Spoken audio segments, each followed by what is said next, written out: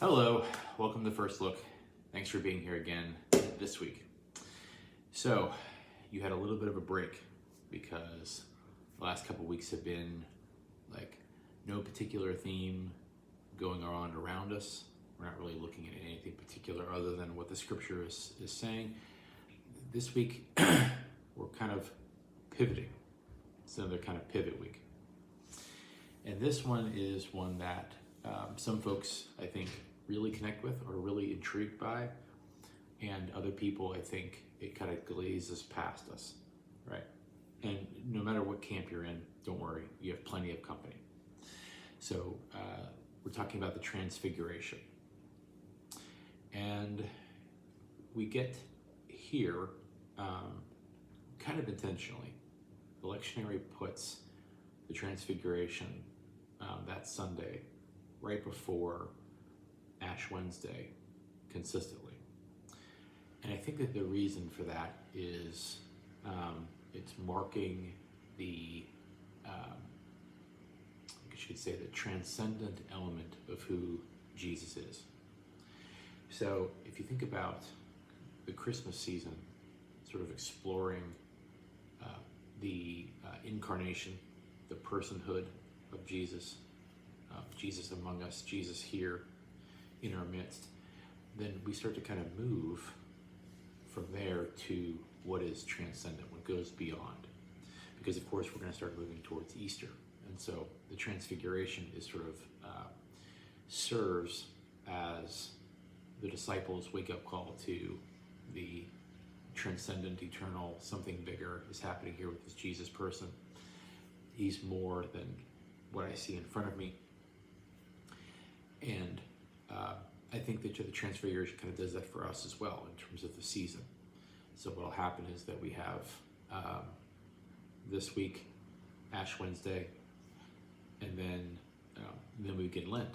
And Lent is that march towards Easter, and us kind of thinking about our own. We begin with our own mortality, and then we kind of move into our own weaknesses and shortcomings. We think about our own sort of our own nature, our own transgressions, our own, and then how are we transformed, right? So there's a flow to this season that's all, of course, very intentional, and that's where we're beginning. So most of the time, when we talk about the Transfiguration, we talk about one story, or we supplement it with another story that happens to Moses. So that's usually the two things that you're looking at on the Transfiguration. You're looking at the event itself that happens on the mountain for Jesus, and or you're looking at the passage where the face of Moses is transfigured or is illumined. And I think that's in Genesis 34. I'll look it up in 1 second, but I have that as our first reading. I'm sorry, Exodus 34, not Genesis. Exodus 34. So you can see that story, and we'll read it on Sunday. But I decided to not preach on that particular passage for this week, just for another way into the text. Because we're going to be talking about Transfiguration, but we're going to be talking about it from another angle. And since we've been in Corinthians for so long, the last several weeks we've looked at 1 Corinthians.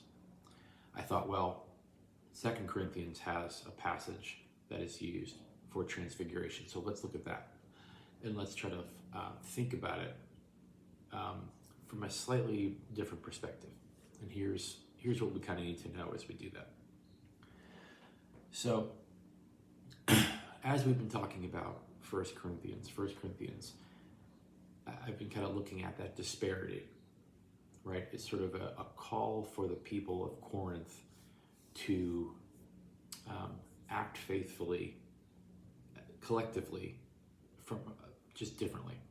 So, we've been looking at the economic disparities. We've been looking at and using those differences as sort of a backdrop for the way we understand the whole of the passage. So when we get to 2 Corinthians, you might expect more of the same, some other kind of critique. But the attitude of this book is much different than the last. So if that's more of a, here's some, like if 1 Corinthians is more of a theologically prescribed way of being church, meaning like this is how you are supposed to do the practical things, and here's why. Here's the theological reason why that should happen. 2 Corinthians pivots from that pretty hard into something that's much more relational, much more connective, much more about who Paul is and what the kind of relationship that he wants to have with the people in front of him. So that's a very different tone. And I can't speak into, just from recollection, why that's true, but about 3.5 or 4 years ago, I did a series. I just wanted to kind of check my notes, and I did this series 3 or 4 years ago during the pandemic called One Book, One Story. And you can, if you are subscribed to me on YouTube, you can file down like October of 2020, I think. And I'm giving you kind of an overview of each book of the Bible. And then I describe a story in it that I think is kind of quintessential to that book. That's the idea. If you've never seen those series of videos, I went through the entire Bible over the course of a year, gave you a general overview of how to understand that book, and then a story that I thought was representative of the whole. And I did that for 2 Corinthians, and I talk about what I just said, what I just surmised, and kind of expounded on that. But that's the idea, that Paul is doing a lot of trying to promote why he should be the authority that he is.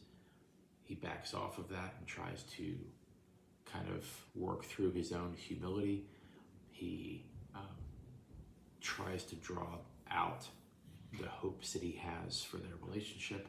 So it's very, it's much more of a letter that you would write, that you would kind of write to a friend that you were trying to connect with, or a family member you would try to connect with. And that's what I see here.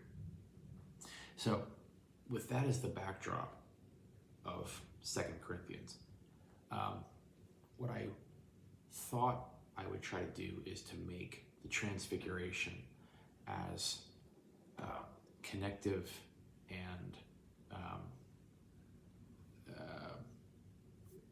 kind of personal as I could, because I think it tends to be something that feels very other, right? This is something that's happening to Jesus.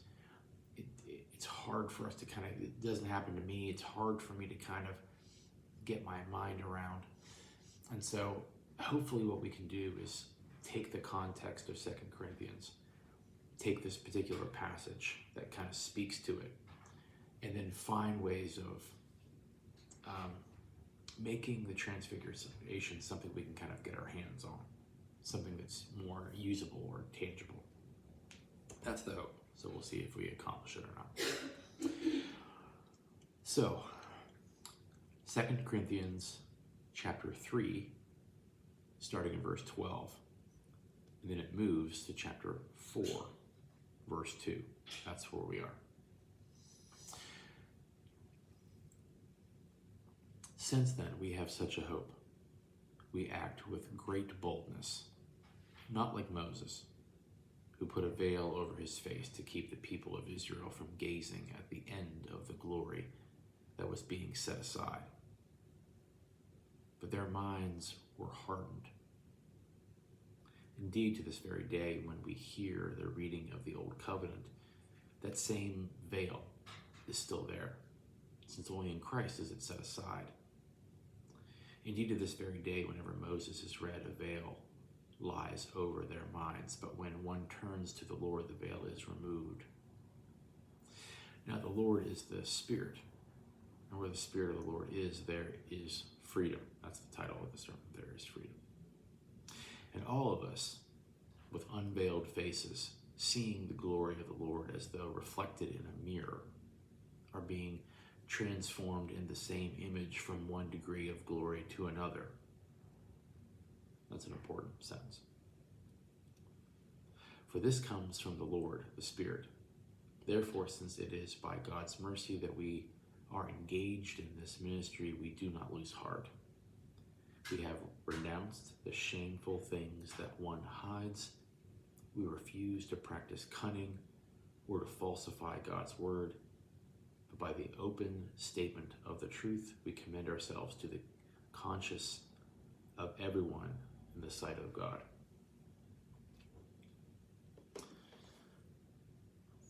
So, in this book, again, we're looking at this from a very relational kind of aspect. We're also looking at it from an aspect of the famous passage that comes out of this, which is Paul talking about the thorn in his side. Okay, so it's sort of him wrestling with what has been hard about his journey of faith, where he's stumbled, what he still struggles with, but what he's also overcome. You know, he doesn't shy away from telling you his victories, but he also doesn't shy away from trying to tell you the places where he feels like he's fallen down. And I think that with that being the setting, this passage kind of, I think, feels more natural when we know that that's the setting. So he's talking about this text in Exodus 34, where Moses comes down the mountain after having this encounter with God, and his face is aglow, and puts a veil over it. Now, there's a lot of different reasons why he does that. Some of it's kind of to, just sort of like to represent that there is some separation between God and people, right? That there's a gap there that only God can fill in. Some of it's reverence, right? Just the fact that God's presence, a reflection of God's presence, is among them, and so they should show some sort of reverence. And some of it might just be modesty. So you read the text and you tell me what you think, why he veils himself. But remember, Paul isn't trying to disparage that experience, but he's trying to make it more relatable to the people he's talking to. Because remember, every time that Paul has a conversation with a group of people who are Gentiles or who are not, of the tribe of Israel, he's talking to people who are at a disadvantage. One, they didn't grow up with the traditions that the people of Israel did. They didn't grow up with the lineage. They didn't grow up with the Torah. And they were either made to feel separate, or they themselves allowed themselves to feel separate. And so Paul and his mission was about trying to equal that playing field. How can I make these people who I am intentionally trying to draw into the faith, how do I give them a sense of inclusion? How do I level the playing field for them? How do I not make them feel inferior? How do I encourage them? And so if you notice in different places, not just here, but if you if you are someone who reads Paul, then what you'll notice is that he is often someone who is trying to uplift the people he's speaking to, or make the people that he comes from a little bit lower. And I think that's done intentionally, in the same way that if you're talking to someone and you're trying to encourage them in their musical talents or in their academic, talents, or whatever it happens to be, you might say something humble about other people and say something a little bit more encouraging to them, as a way of sort of pulling them along, making them feel like, well, they can do it too. That's the way I see this text. I don't think Paul's in a position where he's trying to throw shade to Moses, but I do think he's trying to encourage them and remind them that the role of Jesus incarnate is to bridge those gaps, is to allow people into something that they wouldn't otherwise feel connected to, feel like they could be a part of. So that's kind of where this stands.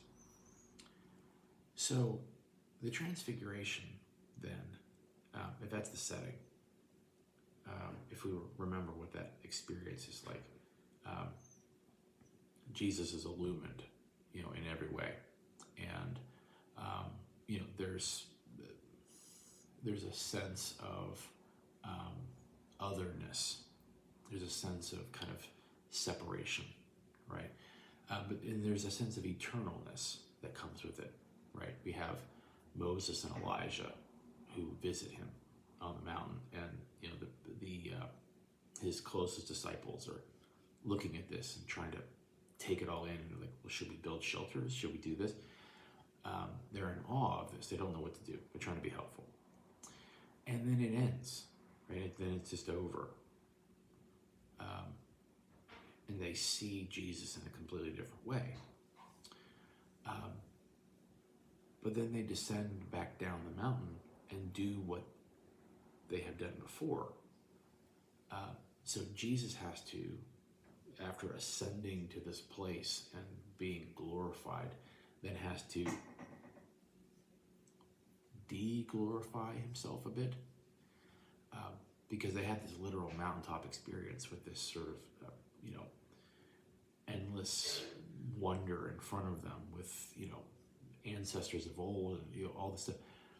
And then they have to literally come back down the mountain and be with the people and figure out what the next element is.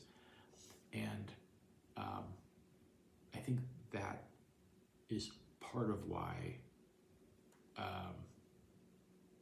what Paul was trying to do is say, part of your job, part of my job as the person who's trying to connect with you, is to make your faith something that you not only feel like you can be a part of, right? Jesus descends down the mountain. I mean, Jesus doesn't stay separate from us. His glory is shown, but that's not where he stays. That this is an intentional kind of connection. And I think that for us, that's an important reminder that both are true at the same time.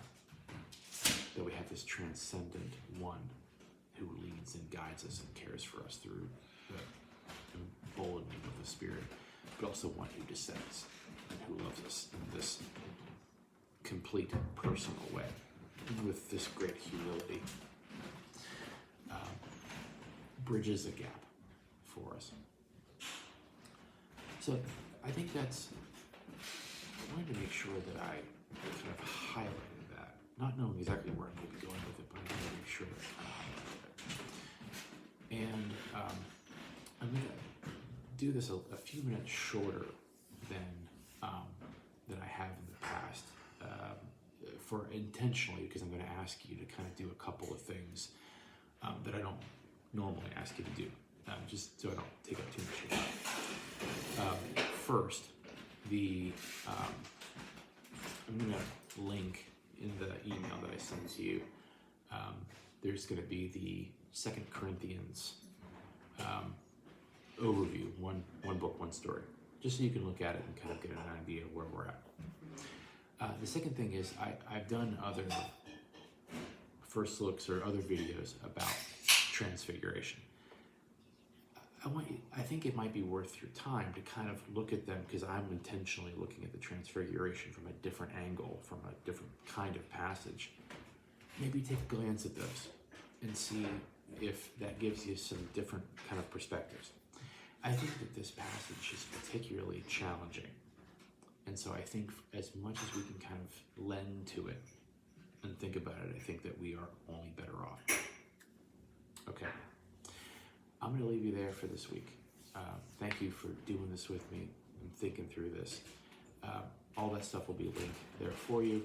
I hope you enjoy your week, and I will see you next time for another First Look.